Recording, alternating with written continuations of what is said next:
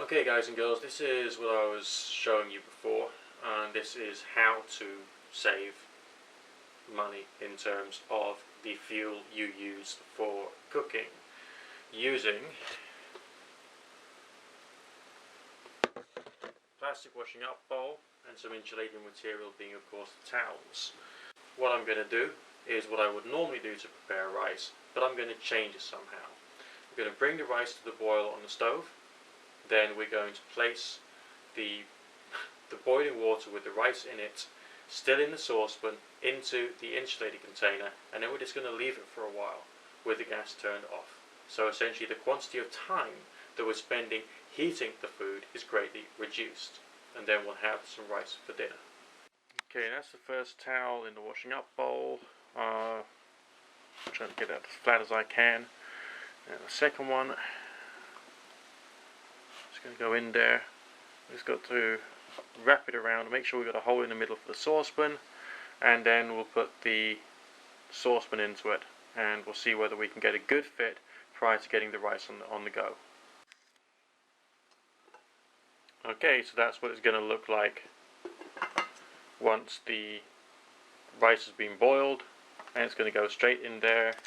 Then we're just going to fold up another towel and shove that on top. Make sure it's all tucked in nicely so no air can escape, and then probably put another cushion on top, and then that'll be my thermal cooker.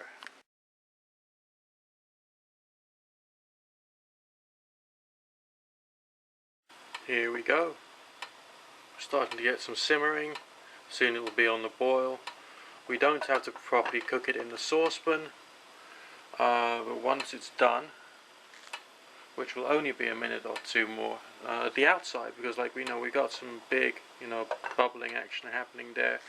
We just transfer it straight into here, get the top insulation in place, and then we are sorted. So here we go, this is it, moment of preparation. I just want to give it a quick stir first, just to make sure everything's all mixed up, because the idea of this particular stage is that we've got to make sure the heat goes into the saucepan, the heat goes into the food. This blend of rice and quinoa, or quinoa for you American guys and girls out there.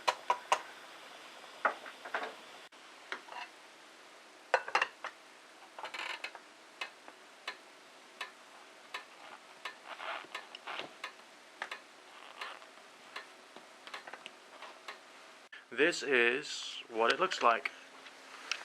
Just my plastic, washing up bowl there, containing the saucepan. Handle of the saucepan's there. Okay, more insulation on top, and we're just going to leave it there, and then come back to it when it's done, and then we'll see what we can see, and see whether we got some edible food. As it turns out, thermal cooking is actually quite a big thing.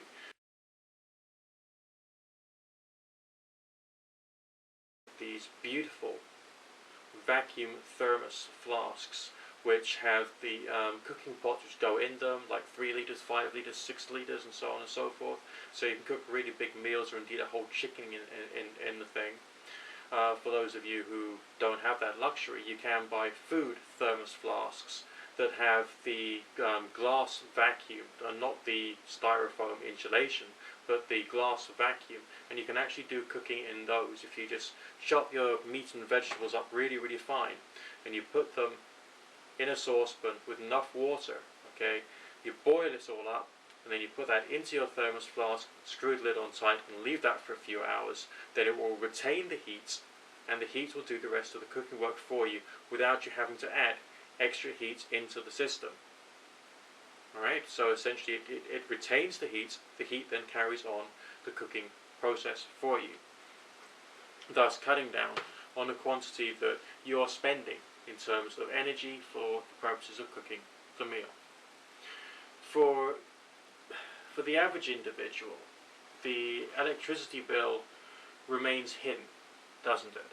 Until such time as you actually get billed for your usage.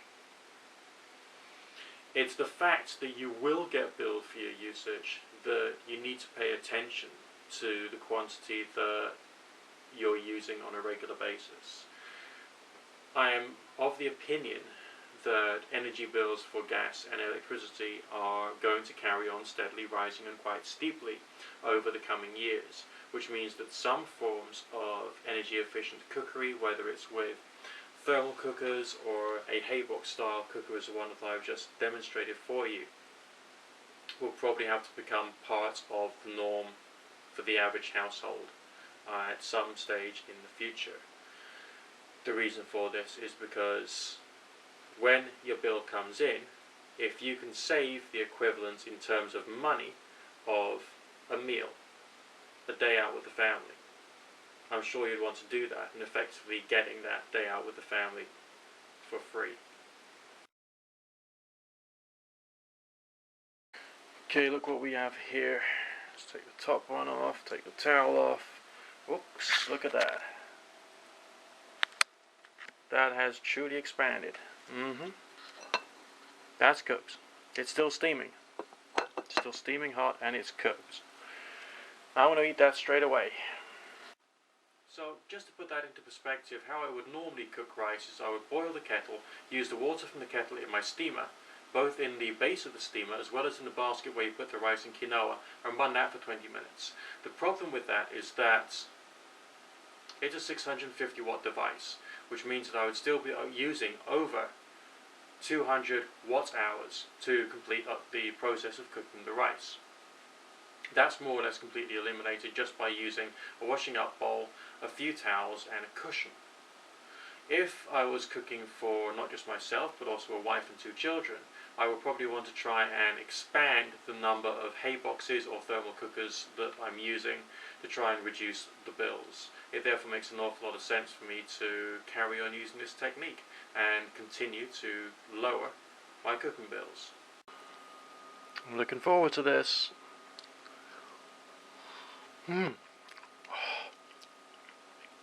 It's still almost too hot to eat. It's brilliant.